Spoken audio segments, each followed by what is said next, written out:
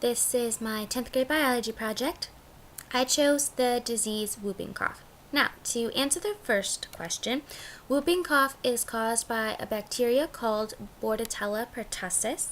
This specific kind of bacteria infects the pharynx, which is the upper part of your throat. Now, this kind of disease has pretty harsh symptoms. Some of the symptoms start off cold-like with runny noses, mild cough, watery eyes, and maybe a little fever. But then once those symptoms go away, you're left with this really bad cough that you really cannot control. And what happens a lot of times is you have these coughing fits where you cough so long that you can't breathe. And when you do breathe, you're taking in air, but you're making this like whooping noise.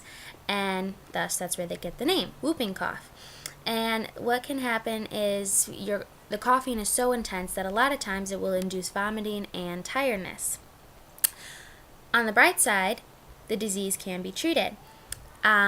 Since it's a bacterial infection, it can be treated with antibiotics. There's obviously the vaccine for it, but the vaccination is more so to help prevent whooping cough. But in the case that you do get whooping cough, like I said, it can be treated with antibiotics.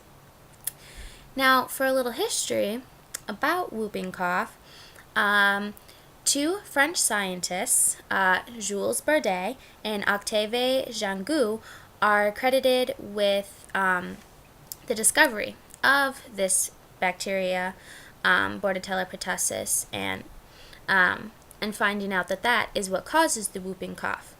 They were bacteriologists, and that means that their special skill was like studying bacteria and things like that.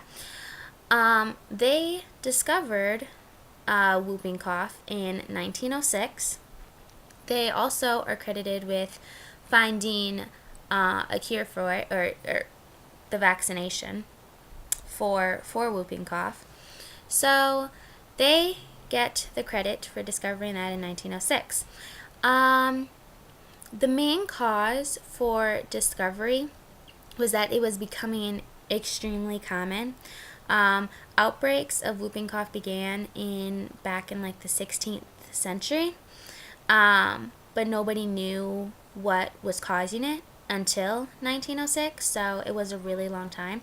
But because they didn't really know what caused it and they had no way to treat it, there were over 250,000 cases of whooping cough per year in the U.S., and it was a lot more harmful back then and would cause many deaths, up to about 9,000 per year, because they had no way to treat it. And so it was a lot more harmful and deadly back then. And so the main cause for discovering it was trying to find a way, to treat this disease so that less people would die from it. The disease is a pretty common one. Yes, many people end up getting whooping cough. Even though they do have the vaccine does help people that have immunization to it. Some people still end up getting it anyway because you can't prevent everything from happening. The most common places that people tend to get whooping cough are in places, with like a lot of people. So daycares, schools, workplaces, things like that, where you can't really control what people are touching. And so you're at a lot greater risk of getting the disease, because the disease, whooping cough, can be passed on really, really easily. If somebody has it and they cough, well, they're coughing out the germs and the bacteria, and even if they, let's say, cover their mouth or something like that, well, then if they touch something and then you go back and touch it, well, right there, now you've got the germ and the bacteria. And so when it people get it, and when there's an outbreak of it, it's really contagious and really easy to be passed on. So essentially, anyone is basically at risk of getting it, but the people who are at most risk are infants under a year, because it can be really, really deadly and harmful for them, and is extremely dangerous for kids that young to get it. But obviously we're all at risk of getting it, but it's a lot worse for infants. It's definitely not a fun thing to have. In some cases, it can even lead to other sicknesses like pneumonia or bronchitis.